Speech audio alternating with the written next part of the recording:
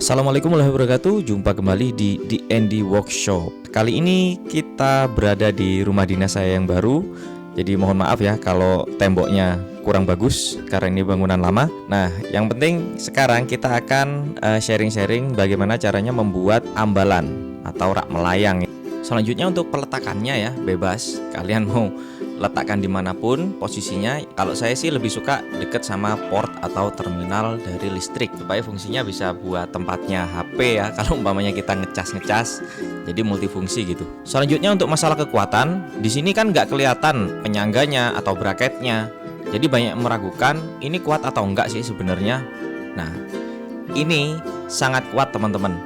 Tergantung kekuatan dari tembok kalian, jadi bukan dari ambalannya. Jadi ambalan ini mau kalian kasih beban 10 kilo pun dia akan kuat. Jadi nggak perlu khawatir ya. Lalu mau kalian isi apapun di situ terserah. Ini karena saya nggak ada barang-barang, jadi untuk display saya isi alat-alat elektronik saya seperti ini. Tapi kalau kalian punya pot bunga mini, lalu kaktus sukulen, saya rasa dengan pernak-pernik seperti itu akan lebih cantik ini ya. Oke, sebelum kita lanjutkan ke video pembuatannya, ada baiknya kita bumper dulu.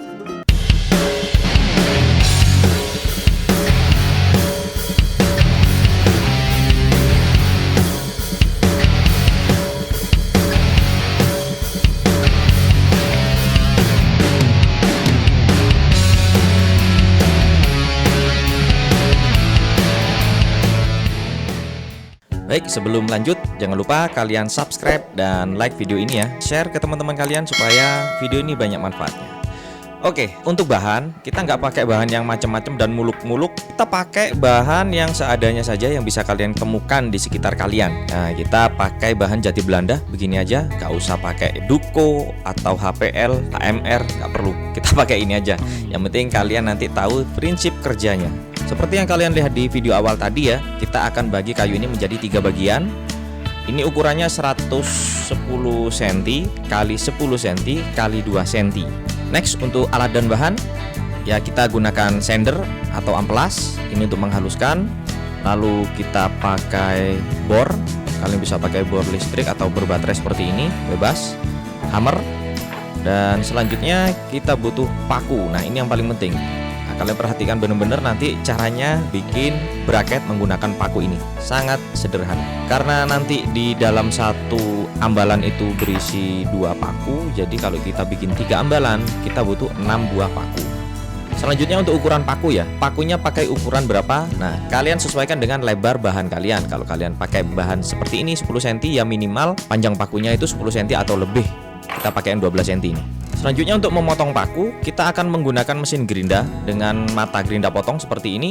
Kalau kalian nggak punya mesin gerinda, kalian bisa pakai alat seadanya ya. Mau pakai gergaji metal pun bisa. Nanti kita akan praktekkan memotong menggunakan gerinda dan menggunakan gergaji metal.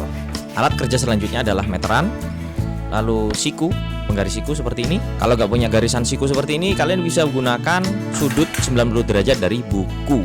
Sama aja itu kalau pakai buku ya. Lalu selanjutnya, ini alat yang penting, nggak penting juga sih di project ini. Jadi ini adalah jig untuk memastikan bahwa mata bor yang masuk ke dalam ambalan itu 90 derajat atau lurus. Tapi kalau kalian nggak punya itu ya kalian kira-kira aja, pakai feeling aja. Saya yakin bisa kok. Jadi jangan banyak alasan untuk berkarya ya, karena saya yakin ini bisa jadi peluang bisnis juga. Oke, langsung kita bagi 3 bagian untuk kayu ini. Kita gunakan penggaris atau meteran. Jadi karena panjang dari kayu ini sekitar 110 atau 115 cm, kita akan gunakan ukuran 35 cm per potong ambalan. Sekalian nanti kita akan buang bagian-bagian yang kurang bagus di kayu ini. Nah, untuk memotongnya kalian juga bisa gunakan gergaji manual ya, gergaji kayu biasa. Kalau di sini saya gunakan mini table saw 7 inch yang rendah daya ini karena ini kita ada di perumahan. Jadi saya cari table saw yang ya nggak terlalu berisik dan wattnya cuman 250 watt nih. Untuk kalian yang mungkin penasaran ini table saw apa, nantikan video selanjutnya saya akan mengulas mengenai table saw ini. Jadi ini terus terang aja ya, ini adalah table saw yang semi custom. Ketika dulu saya beli table saw ini, parah sekali mengenai build quality dan presisinya. Tetapi sekali lagi kita harus bisa berkarya menggunakan alat dan bahan yang ada. Sehingga dengan sedikit kreativitas saya merubah table saw yang kurang bagus itu menjadi table saw crosscut seperti ini. Oke, ambalannya sudah jadi. Kita sudah punya 3 buah ambalan. Oke, tahap selanjutnya kita akan membuat pasak dari paku. Jadi kita akan potong kepala pakunya. Baik teman-teman semuanya. Jadi kalau kalian tanya pakunya seperti apa, sebenarnya pakunya ya paku biasa seperti ini. Cuman kalian sesuaikan dengan lebar dari ambalan kalian. Nah, kalau kalian potong kepala pakunya, dia akan jadinya seperti ini. Untuk jenis pakunya, paku biasa atau paku beton, kalian sesuaikan dengan kekerasan dari tembok kalian. Kalau dindingnya keras banget, ya kalian pakai paku beton. Oke, cara pertama kita akan potong kepala pakunya menggunakan mesin gerinda.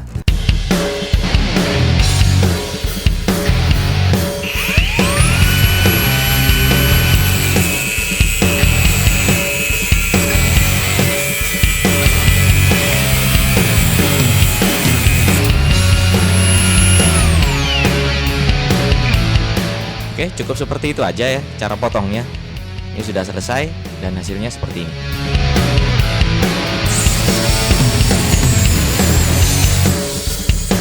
Lalu pertanyaannya, kalau kalian nggak punya mesin gerinda, bisa nggak pakai gergaji manual? Jawabnya pasti bisa. Seperti ini caranya.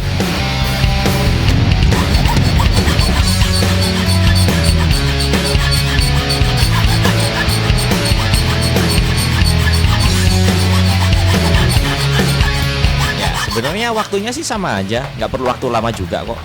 Dan gimana? Mudah kan? Oke, langkah selanjutnya kita akan membuat lubang di ambalan menggunakan mata bor. Jadi berapa ukuran mata bor yang harus kalian gunakan? Yang jelas sedikit lebih besar daripada ukuran diameter dari pakunya.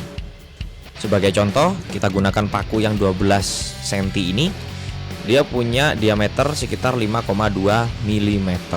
Ya, yang jelas kalian harus menggunakan mata bor yang sedikit lebih besar dari ini. Nah, ukuran dari mata bor yang di atas 5,2 mm yaitu ya yang 6 mm. Jadi kita gunakan mata bor yang 6 mm seperti ini. Oke, kita akan membuat lubang awal menggunakan jig atau alat bantu ya. Tapi kalau kalian nggak punya jig, nggak apa-apa, langsung aja kalian bor dengan posisi seperti ini. Perkirakan aja 90 derajat. Jadi nggak harus punya alat jig seperti ini ya teman-teman ya.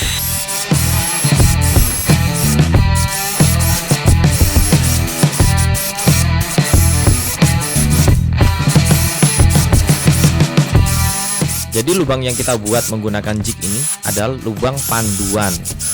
Setelah lubang panduan ini sudah selesai di semua ambalan, kita perdalam lubangnya tanpa menggunakan jig.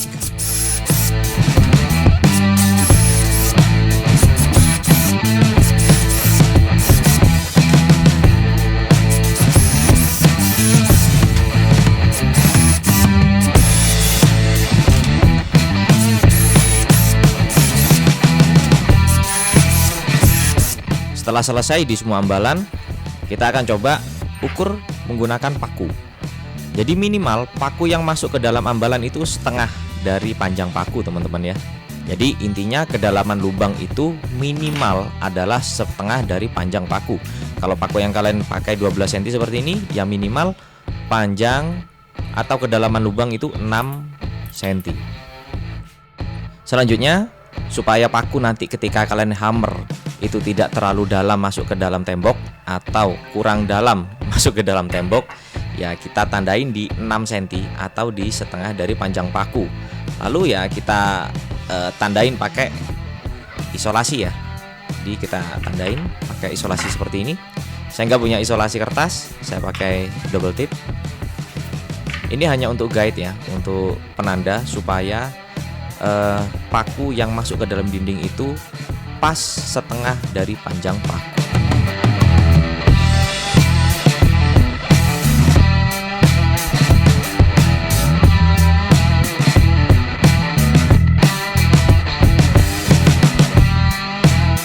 Langkah selanjutnya adalah amplas. Ini juga tahap yang sebenarnya kalau kalian nggak pengen di amplas pun nggak masalah kok.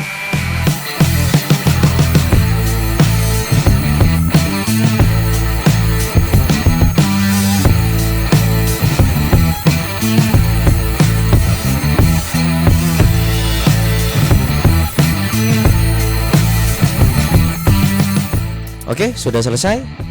Jadi seperti yang kalian tahu, kayu palet ini adalah limbah ya. Jadi ini adalah kayu bekas. Jadi sangat wajar kalau ada bekas-bekas paku seperti ini. Untuk kalian yang perfeksionis, silahkan kalian dempul menggunakan dempul kayu atau apalah semacamnya. Kalau saya sih, kalau untuk pemakaian sendiri, saya akan taruh sisi yang kurang bagus itu saya taruh di bagian atas. Kenapa? Karena kita akan memasang ambalan ini sebatas pandangan mata. Jadi nggak mungkin orang untuk melihat ambalan ini dari atas ya. Baik, kita sekarang ke pemasangan. Seperti yang saya ceritakan tadi, untuk bagian-bagian yang banyak cacatnya seperti ini, kalian taruh di bagian atas. Karena kita akan memasang ambalan ini sebatas atau setinggi level mata kita. Seperti ini teman-teman. Posisinya seperti ini ya. Sebatas atau setinggi mata kita. Akan tidak mungkin orang untuk melihat dari sebelah atas. Jadi bagian yang terbaik atau yang paling halus kalian taruh di bagian bawah. Untuk membuat titik paku pertama dan titik paku kedua, kalau saya sih lebih condong untuk menggunakan meteran seperti ini ya teman-teman. Jadi kita ukur ketinggian yang kita inginkan dari bawah lantai untuk titik yang pertama. Dan untuk yang titik kedua, saya gunakan metode yang sama. Karena saya tidak punya water pass yang bagus. Jadi kalau kalian punya penggaris dengan water pass yang biasa-biasa aja, jangan kalian gunakan karena pasti nggak lurus atau nggak rata air. Jadi lebih baik kita gunakan meteran seperti ini. Nah, kita tandai dulu, paskan dengan titik lubang paku. Lalu yang kedua, yang sebelah sini juga kita titik. Nah, setelah kita titik yang di sebelah sini, kita akan ukur ketinggiannya menggunakan meteran. Jadi seperti ini. Kalian paskan juga sehingga ketinggian lubang paku antara paku yang pertama dan kedua itu sama. Oke, langkah selanjutnya kita akan memasukkan paku ini ke dalam tembok menggunakan hammer. Bagian yang harus masuk ke dalam tembok ini yang sebatas isolasi ini aja ya.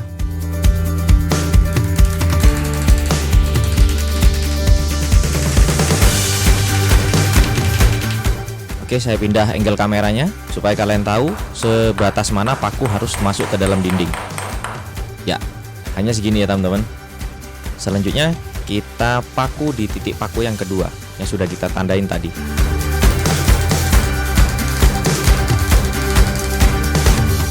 Setelah paku terpasang di tembok, kita siku pakunya.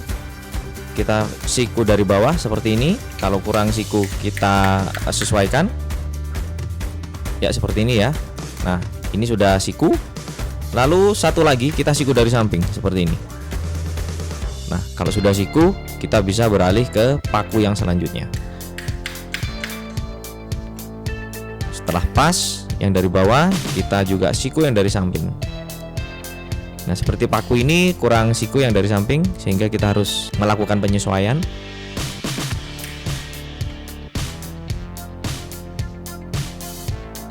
Sebelum ambalannya kita pasang, jangan lupa kita lepas dulu isolasinya supaya nggak mengganggu di proses pemasangan. Ingat ya teman-teman, untuk bagian yang kurang bagus kalian pasang atau kalian letakkan di bagian atas. Nah, kalau kalian ingin berbisnis atau menjual ambalan ini, pastikan bahan baku dari ambalan kalian itu sudah bagus dari pertama. Jadi kalian harus ketat sortirnya ya. Baik, untuk ambalan yang kedua, ini nggak ada pakem atau nggak ada aturan bagaimana cara menyusunnya ya. Ini bebas, terserah sesuai dengan selera kalian. Bisa kalian ikutin saya menggunakan model anak tangga seperti ini, atau mau kalian pasang secara vertikal ke atas juga bisa, model lurus juga bisa, sesuaikan dengan keinginan kalian. Oke.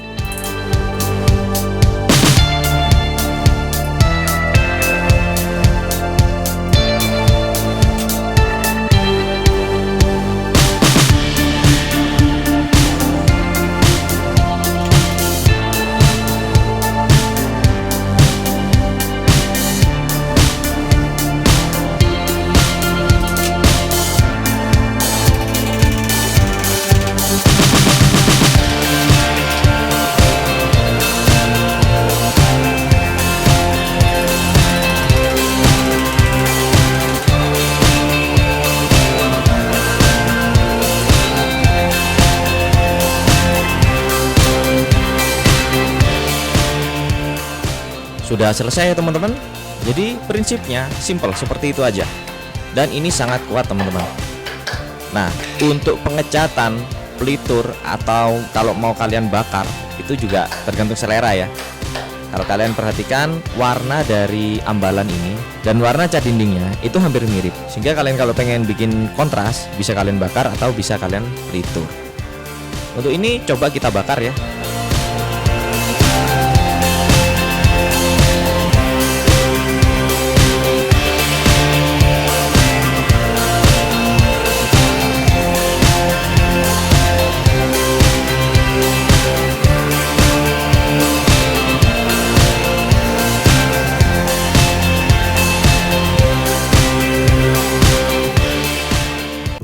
Oke teman-teman, jadi tutorial ini sudah selesai sampai di sini saja. Dan ini hanya prinsip-prinsipnya saja ya teman-teman ya. Jadi kalau kalian menginginkan finishing atau ukuran yang lain, kalian bisa lakukan itu dari awal. Nah, untuk ukuran lebar dari ambalan itu ya idealnya mungkin ya 12 sampai 15 cm saja lebarnya ya. Kalau lebih dari 15 cm saya rasa di tampilannya juga akan kurang manis dan kurang minimalis. Lalu untuk material, kalian bisa gunakan apapun yang berbentuk papan seperti ini. Mau pakai MDF, mau pakai HMR, atau mau pakai multiplex kalian lapisin HPL juga bisa. Saya ucapkan terima kasih untuk kalian yang sudah subscribe dan mau menonton video ini sampai selesai. Terima kasih atas dukungan kalian sehingga channel D&D Workshop ini juga semakin berkembang.